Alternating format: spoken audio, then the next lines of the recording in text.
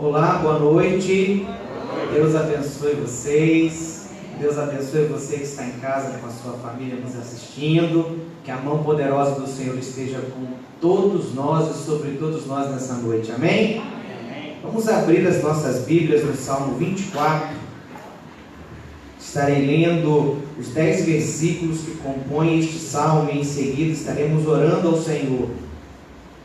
Salmo 24, diz assim a palavra do Senhor: ao Senhor pertence a terra e tudo o que nela se contém, o mundo e os que nele habitam. Fundou-a ele sobre os mares e sobre as correntes a estabeleceu. Quem subirá ao monte do Senhor? Quem há de permanecer no seu santo lugar? O que é limpo de mãos e puro de coração, que não entrega a sua alma à falsidade, nem jura dolosamente. Este obterá do Senhor a bênção e a justiça do Deus da sua salvação. Tal é a geração dos que o buscam, dos que buscam a face do Deus de Jacó. Levantai, ó portas, as vossas cabeças, levantai-vos, ó portais eternos, para que entre o Rei da Glória. Quem é o Rei da Glória? O Senhor forte e poderoso, o Senhor poderoso nas batalhas. Levantai, ó portas, as vossas cabeças, levantai-vos, ó portais eternos, para que entre o Rei da Glória. Quem é esse Rei da Glória? O Senhor dos Exércitos, Ele é o Rei da Glória. Oremos. Pai, nós estamos aqui na Tua presença para bendizer e exaltar o Teu nome, para buscar a Tua face, para adorar o Senhor como o corpo de Cristo, como família de Deus. Estamos aqui para ouvir a Tua palavra, para sermos ministrados pela Tua palavra, e que nessa noite ela toque o nosso coração, ela seja como um machado na penha, que ela possa, ó Deus, nos confrontar, que ela possa, ó Deus, mostrar para cada um de nós a maneira como nós estamos vivendo, se agrada ou não ao Senhor. Que possamos nessa noite nos submeter a Ti, ó Deus. Que possamos nessa noite, através da Tua presença, através dos louvores, através dos momentos de oração, de intercessão, de compartilhamento missionário, que nós possamos ser estimulados, ó Deus, a olhar para as nossas vidas e a nos perguntar como temos servido ao Senhor, como temos andado com o Senhor, como temos nos relacionado com o Senhor. E que ao final deste culto nossa fé seja edificada, que ao final deste culto o Teu nome seja glorificado, e que ao final deste culto haja salvação para todos aqueles que estão aqui e que estão nos ouvindo, que estão participando conosco ao vivo, e também na vida daqueles, ó Deus, que ainda ao longo da semana assistirão esse culto. Que haja salvação na vida daqueles que precisam de salvação. Faça isso entre nós nessa noite, Senhor, no nome santo e poderoso de Jesus. Amém, amém. Louvemos ao Senhor. Boa noite, igreja. Vocês estão bem? Amém? Então vamos nos colocar de pé, a igreja cada vez mais cheia. Glória a Deus. Nossos irmãos estão ficando mais corajosos, apesar da prudência. Graças a Deus. Porque o Senhor é bom e a misericórdia dele dura para sempre. Amém? Vamos cantar sobre isso?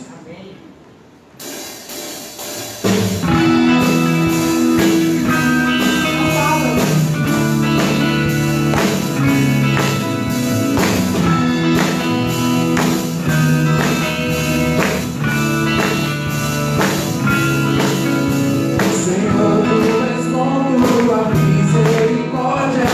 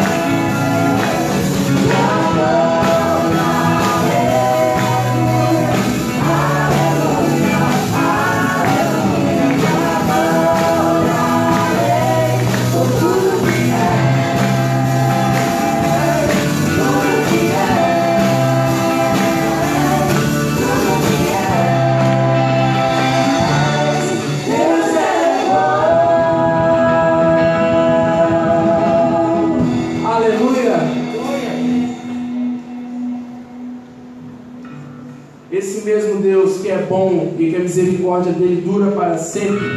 Ele é o Senhor dos exércitos. As palmas.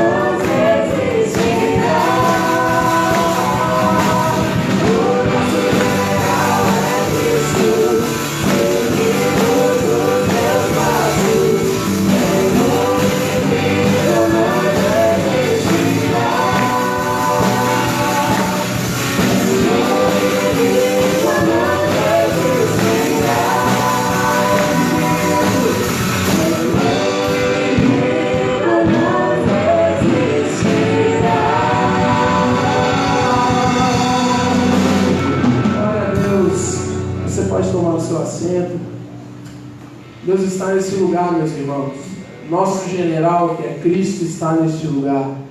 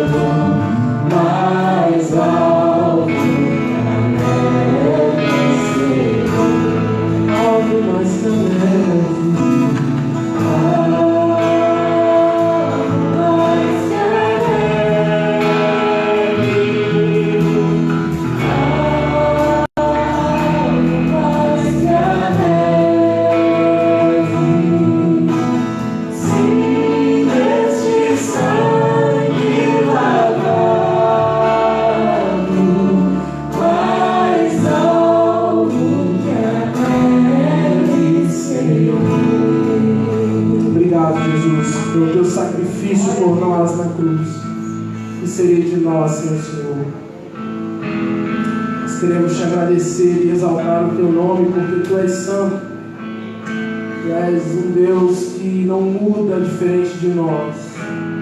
Obrigado pelo teu amor. Obrigado pela tua graça sobre nós.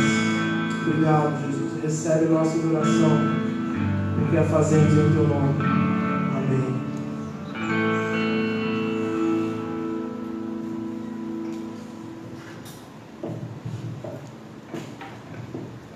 Boa noite, igreja. Boa noite. É com grande alegria no coração que estamos iniciando mais uma campanha de missões nacionais. Mesmo em um ano de muitas incertezas, mas para a glória de Deus, estamos aqui para dar continuidade a esse plano maravilhoso que Jesus tem feito por cada um de nós. O Daniel, pode projetar? Como os irmãos estão vendo aqui, esse é o nosso tema, e lá em cima no versículo de 1 João a nossa divisa. Eu sei que aqui estamos com um número um pouco reduzido do habitual, mas eu queria encorajar os irmãos, mesmo de máscara, estarmos recitando em uma só voz o tema e depois a divisa lá em cima. Tá bom? No 3, hein? Primeiro aqui embaixo. 1, 2, 3. Porque Ele me amou. Divisa. Nós amamos porque Ele nos amou primeiro. 1 João 4,19. Amém. Bom, agora você pode estar pensando, que amor é esse? É um amor de atitudes que não é só de palavras. Um amor que dispõe, que vai pelo sertão, pelas florestas, que chega às comunidades isoladas e também aos grandes centros urbanos do Brasil. Um amor que não ignora as duras realidades que vivemos aqui no nosso país, mas que transforma a vida dos que são alcançados pelo Evangelho de Jesus Cristo. Acreditamos que quando você experimenta esse amor, você também admite em sua própria vida de propósito, de partir para a ação e não ficar apenas no simples falar. E a campanha desse ano, meus irmãos, está com foco em 4 ênfases, que está aqui colado no nosso mural, que fala o seguinte: porque Ele me amou, amo o próximo, não por uma imposição ou obrigação, mas como uma forma de gratidão e de retribuição a Deus. Porque Ele me amou, multiplico discípulos de Cristo, levando esse amor aos 4 cantos do país. Porque Ele me amou, oro para que os que ainda não conhecem esse extraordinário amor possa ser alcançado por Ele. E porque Ele me amou, reparto o que tenho com os que têm pouco ou nada. Agora, eu queria convocar cada irmão que está aqui presente presencialmente, cada irmão também que está nos acompanhando na live, para que possamos estar tomando para si a nossa responsabilidade de como cristão, de compartilhar, de retribuir, de repartir os nossos dons, as nossas vidas, mas também o nosso setor financeiro, as nossas ofertas, para que assim o amor de Jesus Cristo continue a alcançar os 4 cantos do nosso país. Eu queria dar também um aviso, que esse ano, como todos os irmãos já sabem, né, com essa situação que estamos vivendo da pandemia, vamos dar uma ênfase também maior à campanha de forma virtual. Então peço que, se algum irmão ainda, porventura, não tenha acompanhado os canais de mídia da nossa igreja, Instagram, Facebook e até mesmo WhatsApp, que possam estar acompanhando, pois iremos estar fazendo também a nossa campanha de forma virtual, para assim conseguirmos expandir e alcançar a maior parte da nossa igreja. Amém? Que possamos estar passando para o momento de dízimos e ofertas.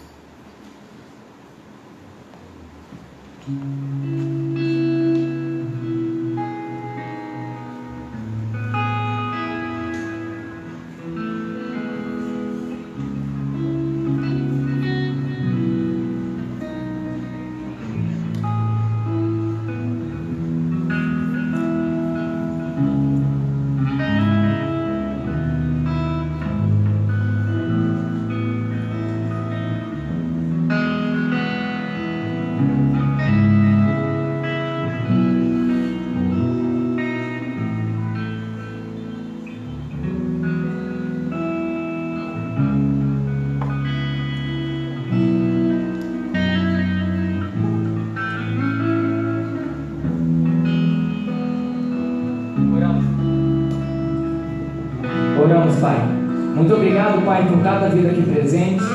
Muito obrigado, Pai, porque o Senhor tem nos abençoado e tem nos sustentado, tanto espiritualmente, tanto financeiramente, mesmo nesse ano, Pai, de tantas incertezas, como bem sabemos. Peço que o Senhor possa estar recebendo o nosso louvor, recebendo as nossas ofertas, os nossos dízimos, ó Pai, e que tudo seja para a honra e glória do Teu santo nome. Em nome de Jesus, que eu te oro para todo sempre. Amém.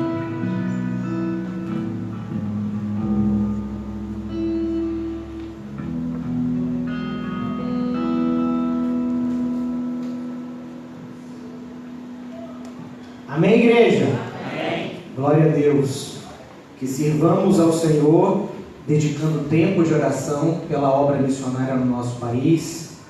Que sirvamos ao Senhor, fazendo o nosso papel missionário aqui, no ponto de ônibus, no nosso local de trabalho, nos nossos encontros virtuais, nas plataformas virtuais, o nosso home office. Que nós possamos aqui, onde estamos, sermos missionários. Mas que além de todas essas coisas, nós possamos contribuir financeiramente para que esta obra avance, para que esta obra se mantenha, para que esta obra alcance outras pessoas.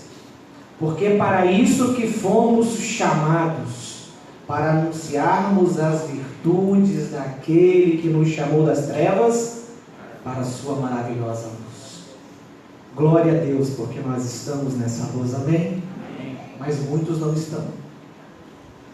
E o nosso dinheiro é tão fundamental quanto o nosso testemunho, tão fundamental quanto as nossas orações, para que o Evangelho do Senhor alcance vidas no nosso país. Bem, abra sua Bíblia, primeira carta de Pedro, capítulo 2, do verso 1 ao verso 10.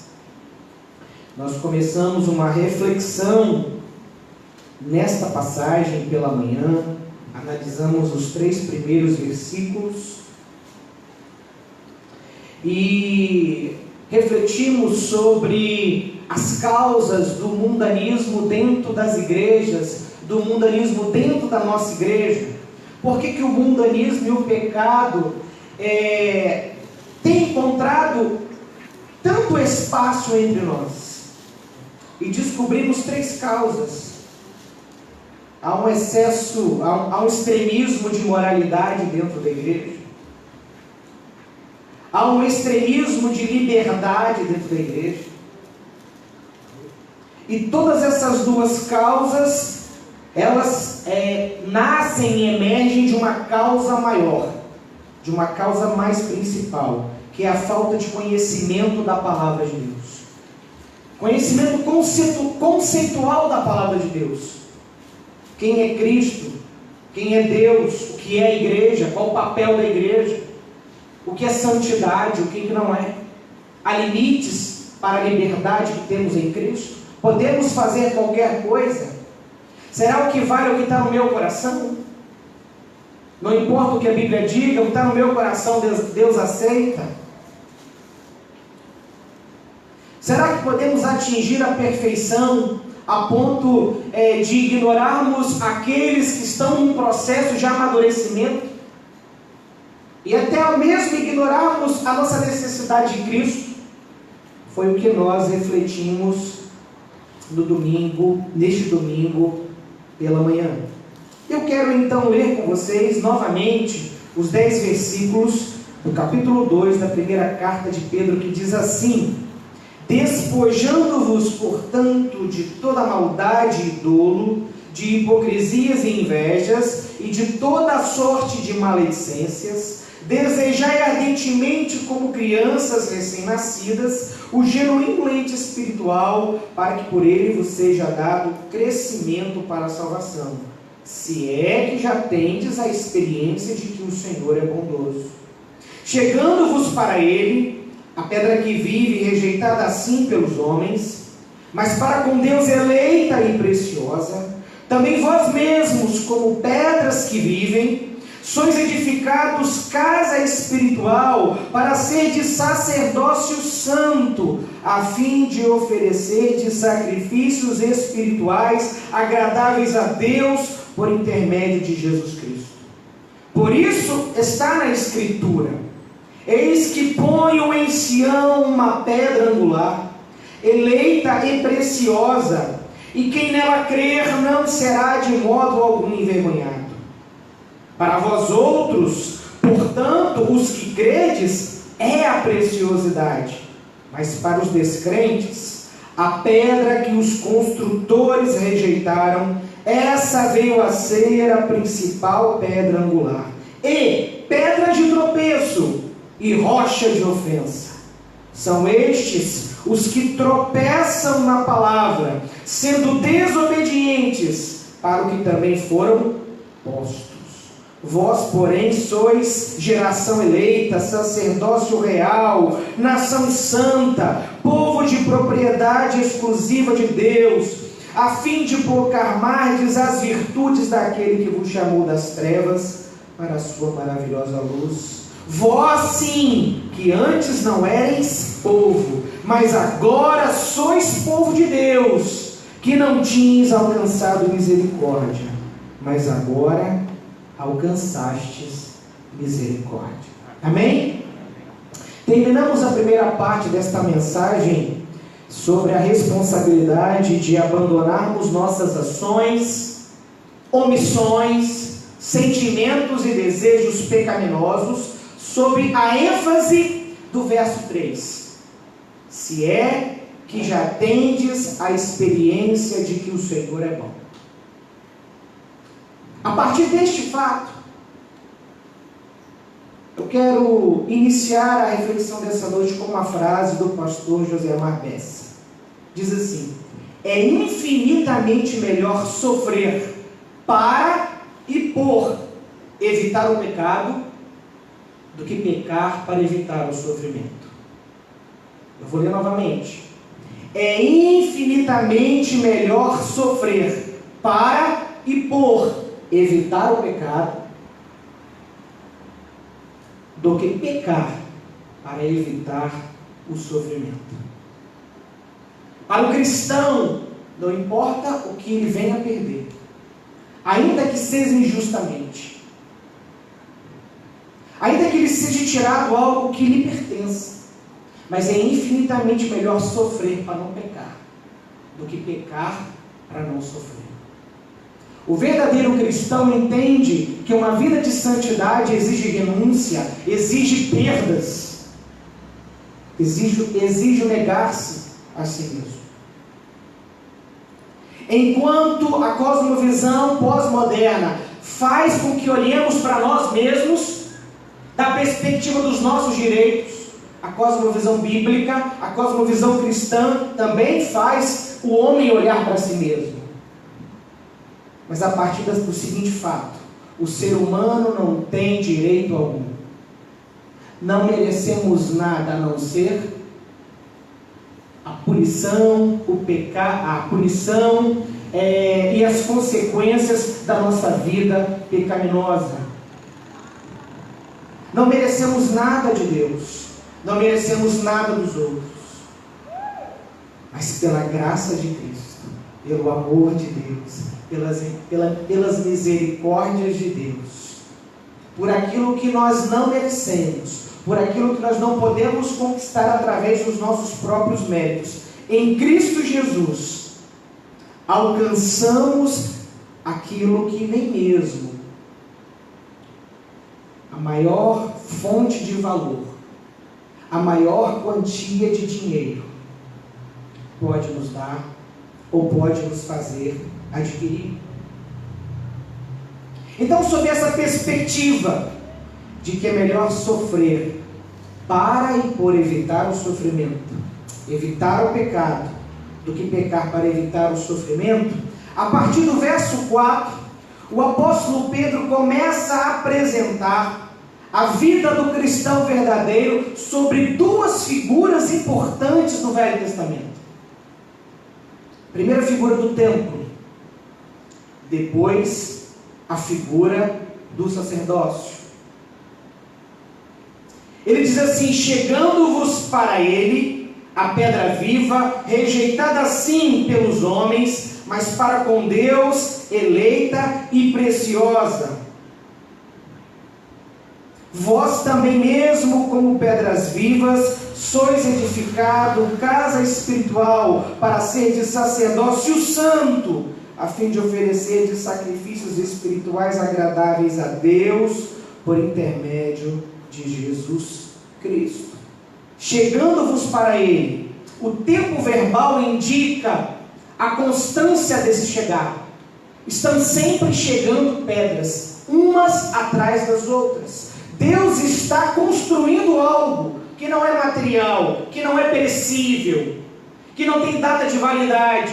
Deus está criando um edifício espiritual e Ele usa produtos vivos. E aqui Pedro descreve pedras vivas. Jesus é a pedra principal, Jesus é a pedra angular, Ele é a pedra viva. E nós também, como pedras vivas, somos colocados, somos sobrepostos uns sobre os outros, nessa obra que Deus está fazendo. O templo de Salomão caiu em 587 a.C. Nabucodonosor entrou em Jerusalém, destruiu os muros da cidade, destruiu o templo, profanou o templo, pegou os utensílios sagrados, levou para a Babilônia, extinguiu o sacerdócio, espalhou os sacerdotes e levitas, espalhou o povo judeu sobre a Babilônia, pelas cidades da Babilônia. E há um salmo que diz como isso causou tristeza aos judeus, como isso foi prova de zombaria dos babilônios para os judeus, quando eles diziam assim: cantem para nós as canções de Sião. O salmo vai dizer que eles penduraram suas harpas às margens dos rios da Babilônia.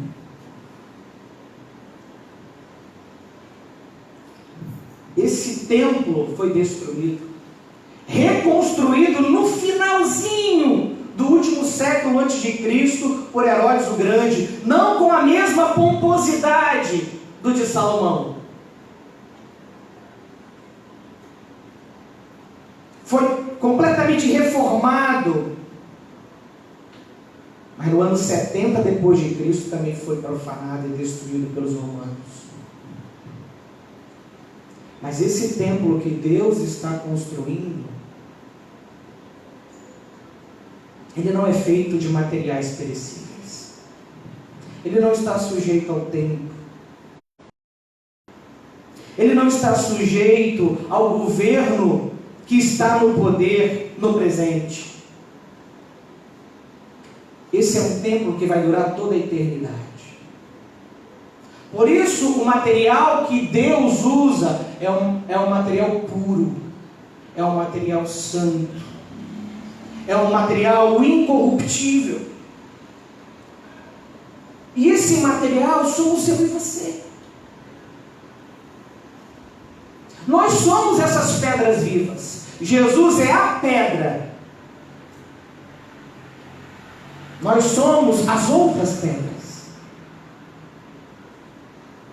E é por isso que, da perspectiva bíblica, o cristão, através do novo nascimento, tem que experimentar uma nova vida que caminha para Deus, na direção de Cristo. E é por isso que ele vai falar aqui nos 3 primeiros versículos o que nós devemos deixar e o que nós devemos buscar. E isso a gente viu pela manhã. Mas ainda falta alguma coisa. Nós devemos nos aproximar. É natural, é consequencial que nós nos acheguemos para Ele. E vai continuar chegando outras pedras, novas, melhores nem piores do que as que já estão postas. porque todas foram lavadas e lavradas e escolhidas no sangue e pela graça e pela misericórdia de Deus. Você acha que Deus usaria uma vida profana, uma vida mundana, uma vida incrédula para construir um edifício espiritual e eterno como este? Claro que não. Por isso nós, os que já fomos salvos, nós que temos consciência de que já somos de Jesus, que fazemos parte da igreja, devemos nos chegar para Ele e nos unir a Ele, a pedra principal. E há uma palavra aqui que mostra a contradição entre aqueles que estão sendo inseridos nessa construção e entre aqueles que não fazem parte e não podem fazer parte dessa construção. Essa pedra viva, ela é rejeitada pelos homens, ou seja, ela é rejeitada pelo mundo. Mas para Deus ela é eleita e preciosa. E aqui o apóstolo está falando de Cristo. E essa palavra rejeitada significa examinar e considerar inútil. Não é a rejeição pelo simples gosto, não é a rejeição por falta de afinidade, não é a rejeição por falta de opções, por falta de escolha. É uma rejeição racional, balanceada, contraposta, refletida. E o que faz um ser humano pecador, perdido, rejeitar a Cristo? Os seus valores, os seus princípios. Por que esses homens rejeitaram a pedra que Deus elegeu preciosa? Porque eles examinaram o que ela podia oferecer, examinaram o que tinham a ganhar e a perder, e chegaram à conclusão de que ela era inútil, de que não valia a pena. Então, tanto aqueles que estão na igreja, quanto aqueles que não estão na igreja, mas continuam em desobediência constante, continuam vivendo uma vida errada segundo a palavra de Deus, é porque já nas suas mentes, em seus corações, segundo aquilo que tem valor, já decidiu que Cristo é inútil. O que deve acontecer na vida de um cristão quando ele é tentado a pecar? Ele deve considerar: isso vai ser bom ou ruim para mim?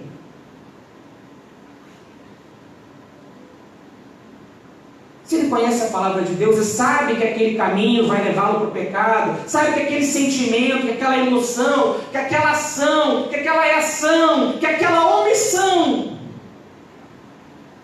é um pecado em si, ou já vai conduzi-lo ao pecado, o que o verdadeiro cristão faz? Se afasta, luta contra ela.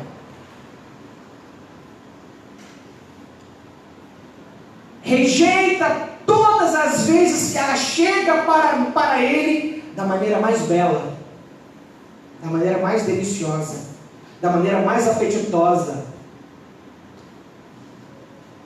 da maneira mais sedutora.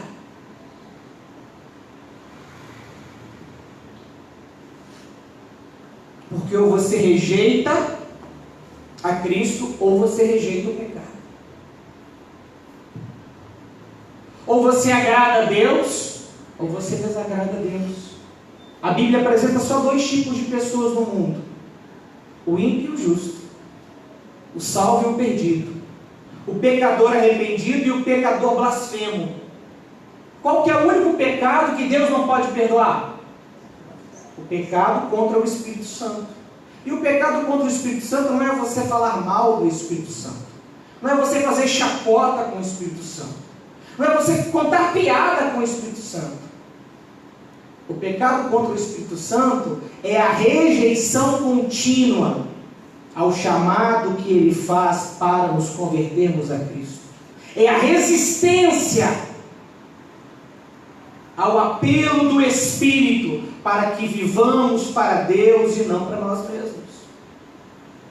Então, quando a Bíblia diz que enquanto uns estão chegando a todo momento nessa construção de Deus, outros não fazem parte desta obra que Deus está realizando, porque rejeitam isso. E rejeitam não porque são ingênuos, não têm as informações necessárias. A palavra de Deus diz, essas pessoas em suas consciências, em seus corações, em seus espíritos, elas racionalizam, elas processam se vale mais a pena andar com Deus ou não. Sabe qual é a conclusão que elas chegam? Não vale. Porque os valores, porque os princípios, porque o padrão moral pelos quais elas vivem diverge diametralmente, contrariamente, opostamente dos valores da santa palavra de Deus. Então, Pedro pode dizer para os cristãos: acheguem-se a Ele. Ele está falando para os cristãos que já estão em Cristo, que já conhecem a Cristo, que permanecem em Cristo, mas também para aqueles que estão ouvindo a mensagem do Evangelho e estão chegando. E a gente vai entender esse processo no finalzinho da mensagem. Chegando-vos para Ele.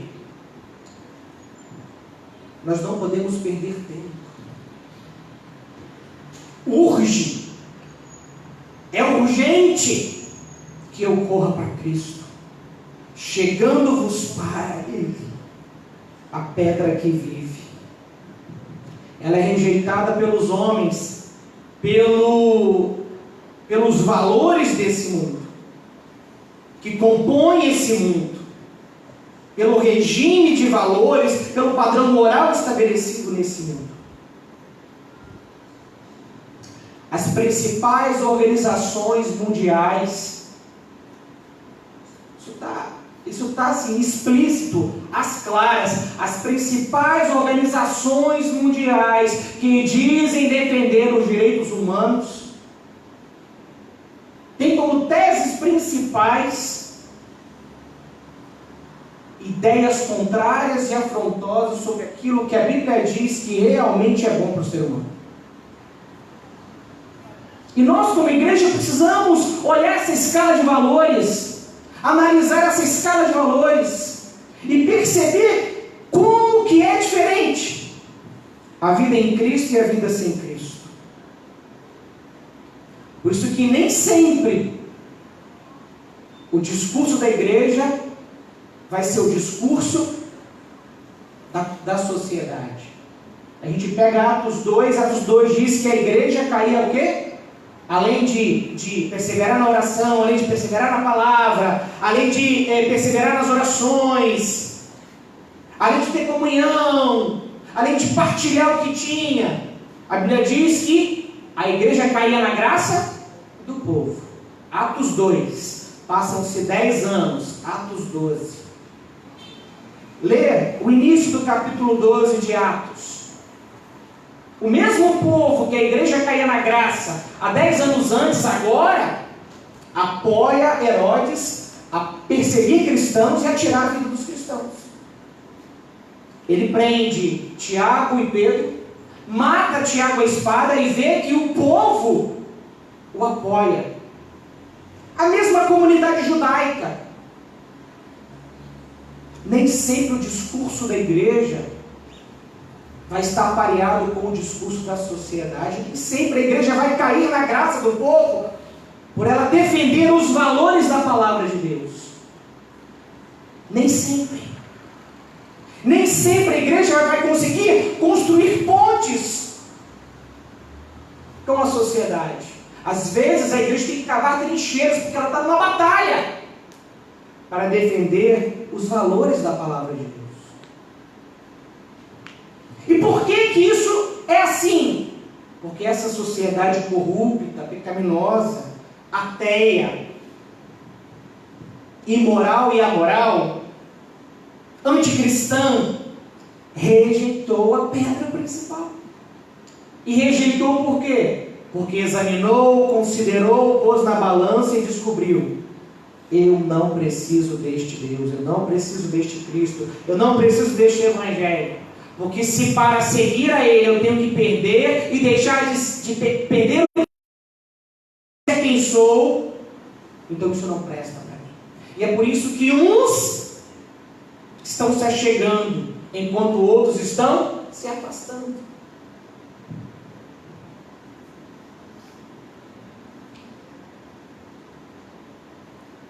Quando o apóstolo Pedro, ele diz que chegamos para Ele como pedras vivas na construção de uma casa espiritual em edificação, num processo de edificação que é continuado, que ainda não terminou, que ainda não cessou. Ele diz o propósito pelo qual Deus está fazendo isso. Para que esse povo, para que essas pessoas, na figura de pedras vivas, sejam instrumentos e veículos para que sacrifícios agradáveis a Deus sejam apresentados. E aqui a gente vê a visão tanto da necessidade do templo no Antigo Testamento, mas também como a necessidade de uma prática sacerdotal. E ele já está migrando para outra figura. Para outra figura importante do Velho Testamento, que era a figura do sacerdote. Apesar do templo não ter para nós hoje a mesma importância que tinha no Velho, a mesma validade que tinha no Velho Testamento, não tem nem no Novo, não tem para nós hoje, os princípios pelos quais eles existiam naquela época permanecem. Deus precisa ser adorado, Deus precisa ser servido. E o que o sacerdote fazia? Ele trazia, ele oferecia, ele sacrificava. E esses sacrifícios espirituais agradáveis a quem? A Deus. É algo que nós trazemos, é algo que nós oferecemos, e é algo que nós sacrificamos. Então, há uma responsabilidade ou uma corresponsabilidade da igreja na sua conduta neste mundo, na sua santa conduta neste mundo. Nós precisamos constantemente estar levando a Deus, oferecendo a Deus e sacrificando a Deus alguns aspectos do nosso comportamento e da nossa vida. Ou precisamos servir em santidade, de maneira que agrada a Deus, sempre levando, oferecendo e sacrificando constantemente as nossas vidas. Não é um sacrifício morto, é um sacrifício vivo. Romanos 12:1 vai dizer isso. Vai dizer que esse é o nosso culto racional. O sacrifício vivo, puro, santo e agradável a Deus, que é a maneira como nós passamos a viver em Cristo. E tanto a edificação dessa casa espiritual, quanto o que é executado através dessa casa espiritual, é primariamente consequência da obra de Cristo na vida dessas pessoas. Por isso nós não podemos nem assumir uma posição moralista extrema, e nem podemos achar que a nossa liberdade em Cristo nos dá direito para a gente fazer o que a gente quer, o que está no nosso coração, o que a gente entende que agrada ou não agrada a Deus. Nós temos um livro que determina, ipsiliter, que limita, que mostra claramente o que agrada e o que desagrada a Deus. E é por meio dele, é sobre ele que a gente tem que viver a nossa fé, praticar a nossa fé e viver a nossa vida.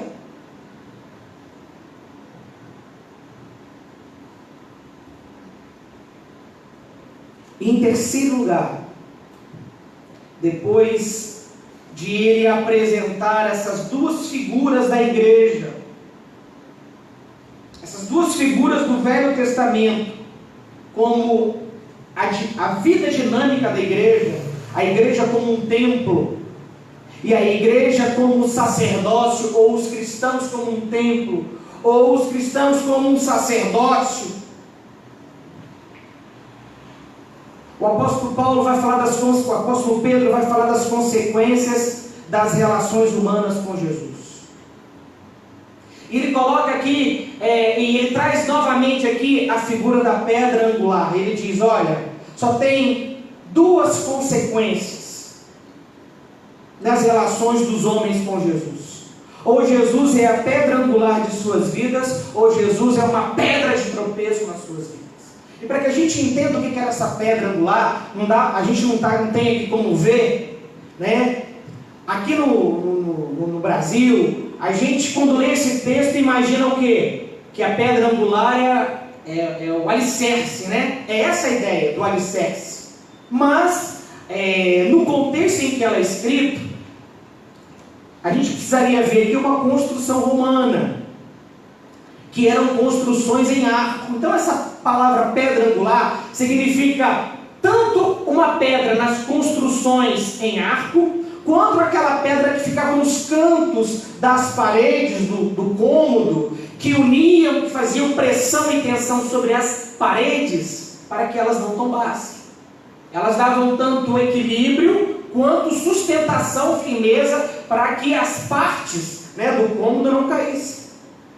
Então, as construções antigas, elas não eram feitas como as nossas construções modernas são feitas. Eles não tinham os materiais que nós temos. Eles não tinham a tecnologia que nós temos. Era muito mais difícil construir naquele tempo, muito mais demorado do que hoje. Mas eles tinham a sua arquitetura, eles tinham a sua engenharia, e eram boas, porque estão há milênios de pé. Então, essa pedra angular, ou era aquela pedra que ficava sobre as paredes, nos cantos do cômodo, ou era aquela pedra que ficava no meio, nas obras arqueadas romanas. Tente imaginar um portal que tem uma circunferência, um arco, né, no seu alto. Então você tenta imaginar blocos de pedra fazendo esse arqueamento, sem qualquer sustentação embaixo, apenas por peso, pressão e tensão. Então a pedra que ficava no meio era a pedra que criava essa tensão e essa pressão para que as demais pedras se sustentassem. Então a primeira pedra, ela vinha sobre os pilares ou sobre as paredes. A segunda pedra, ela se sustentava sobre essa primeira pedra e assim sucessivamente. Mas se você não colocasse uma pedra no meio, que fosse uma pedra única, vamos pensar assim, 3 de um lado, 3 do outro, uma no meio. 2 do lado, 2 do outro, uma no meio. Sempre uma quantidade ímpar de pedras. E sendo essa pedra única e exclusiva, era ela que dava tanto a sustentação, o equilíbrio, para que essa obra arqueada se sustentasse. É essa pedra principal, é essa pedra angular, é essa pedra fundamental que é única e exclusiva. Sem ela as outras não se sustentam, não se mantêm. É essa pedra que os construtores rejeitaram. É essa pedra que eles jogaram no terreno. A gente não precisa dela. Eles avaliaram, eles examinaram, eles colocaram na balança e afirmaram: nós não precisamos dessa pedra. E aí essa pedra angular, ela deixa de ser a pedra que sustenta, a pedra que firma, a pedra que liga. E a ideia aqui é o quê? Nós temos de um lado gentios, nós temos de um lado judeus, eles não se bicam, eles não se falam, mas em Cristo eles se tornam uma igreja. Isso serve para a gente também. Eu vim de um lar, você vem de um lar. Eu tenho uma experiência de vida, você tem uma experiência de vida. Ela tem outro, ela tem outro. A gente tem os nossos limites, a gente tem os nossos defeitos, as nossas qualidades. E vem todo mundo com seus espinhos para a igreja.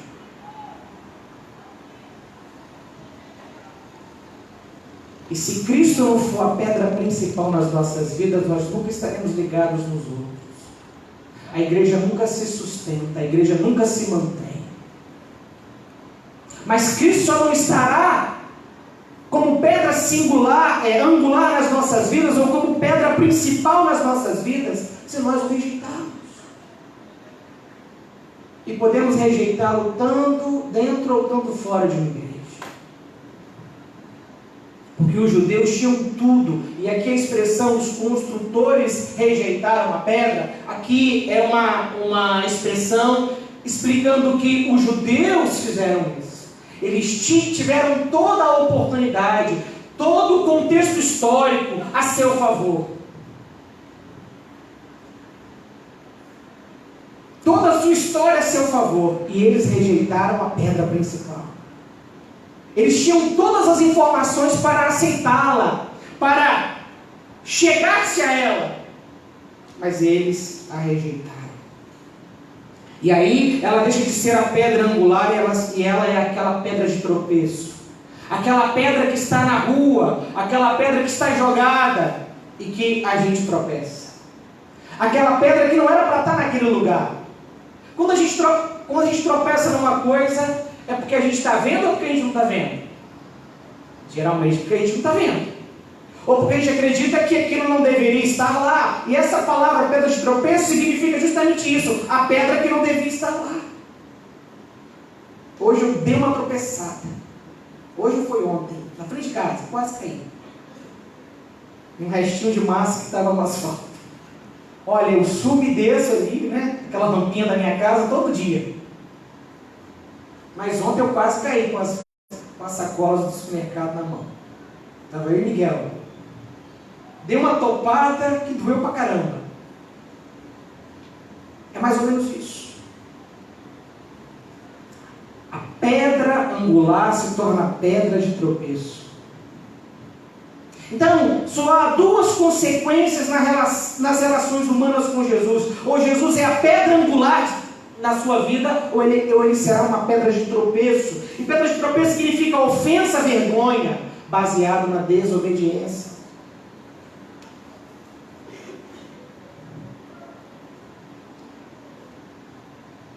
Pedro então levanta a seguinte questão: quem nós somos? Ou quem vocês são? Quem você é diante de Cristo? Quem você é diante de Cristo? Pedro vai usar aqui mais 3 figuras do Antigo Testamento. Vai dizer: vocês são a geração eleita, a nação santa, o povo adquirido. Mas para quê? Para que Deus os tornou a geração eleita, o povo que Ele escolheu, o povo que Ele chama a ser santo, o povo que Ele adquiriu, que Ele comprou com o seu próprio recurso? Tem três finalidades que respondem a essa pergunta. Por que a igreja é geração eleita, é nação santa, é povo adquirido? Primeiro, para anunciar as virtudes de Cristo. Então nós não estamos aqui para sermos vistos. Nós não estamos aqui para ser visto.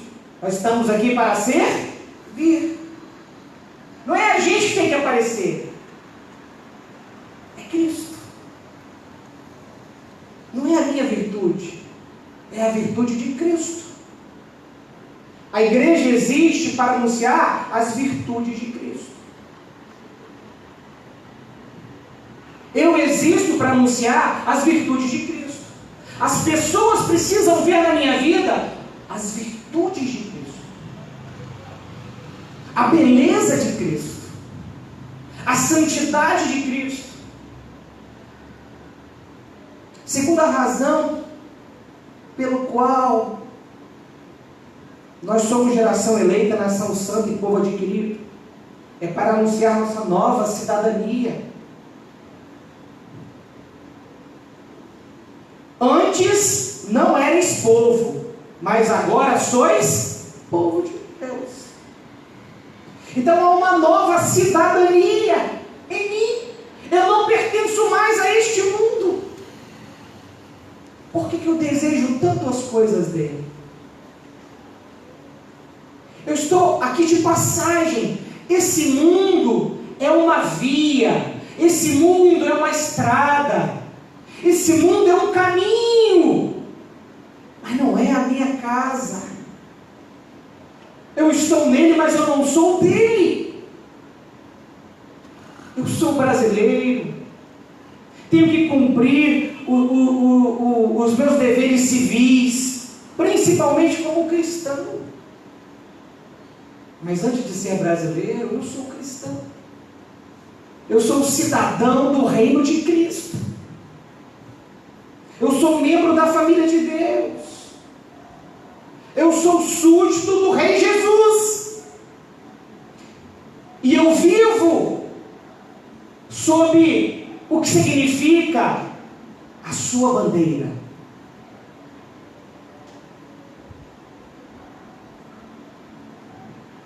Então, somos geração eleita, nação santa e povo adquirido, para anunciar nossa nova identidade.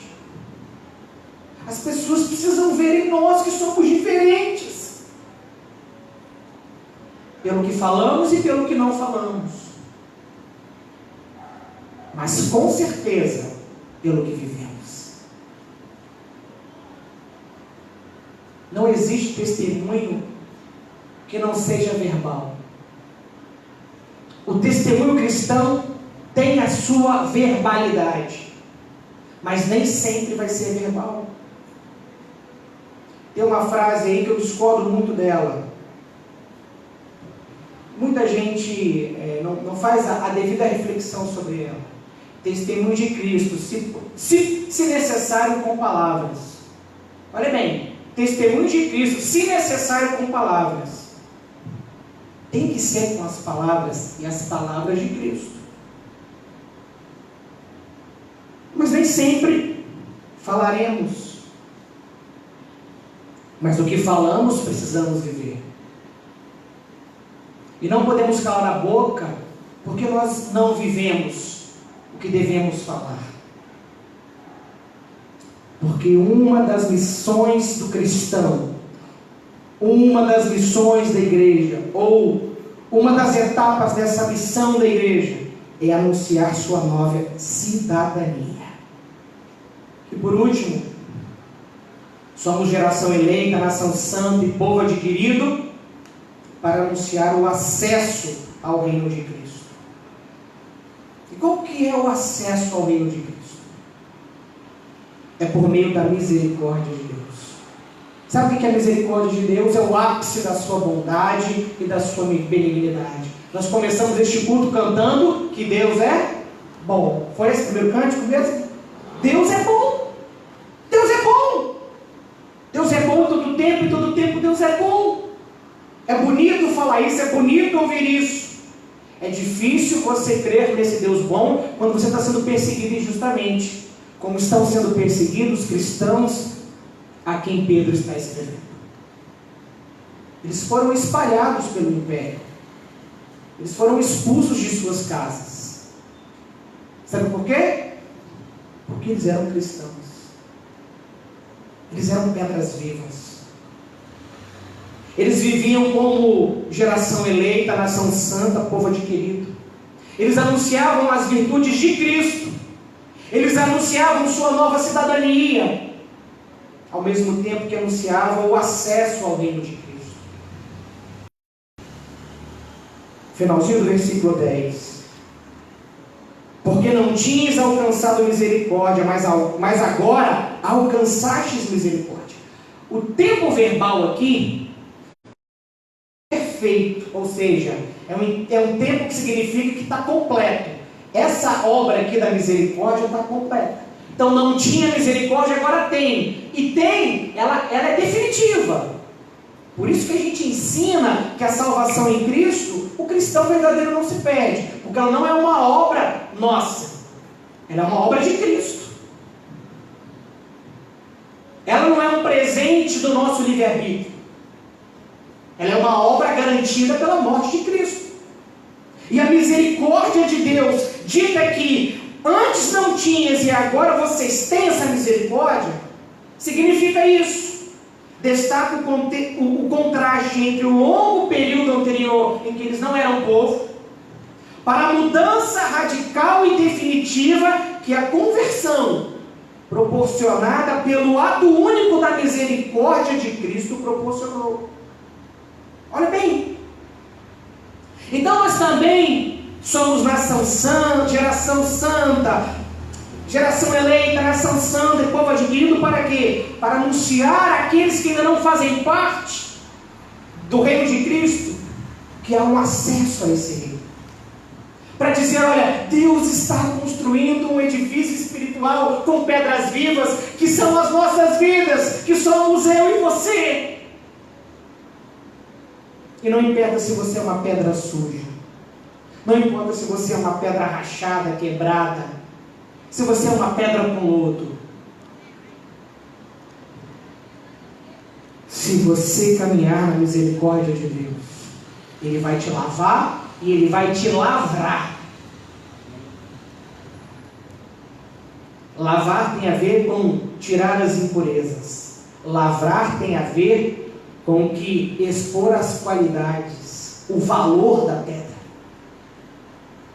Toda pedra lavrada é uma pedra de valor, porque ela foi esculpida, ela foi trabalhada.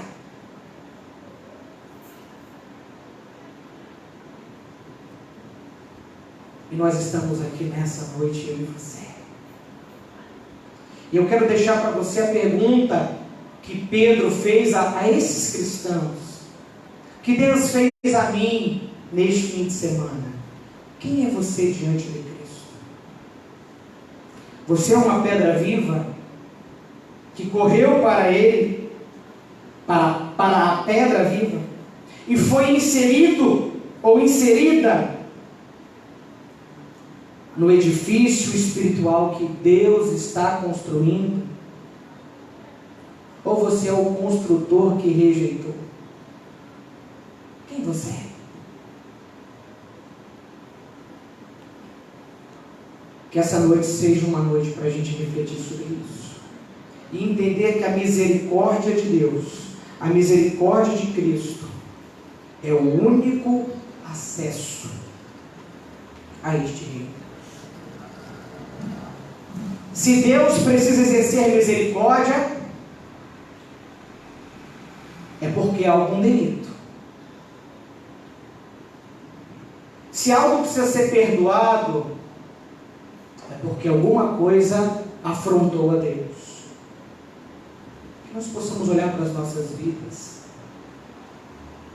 e que nós possamos nos colocar diante de Deus e nos achegar a Cristo, como a palavra de Deus nos orienta.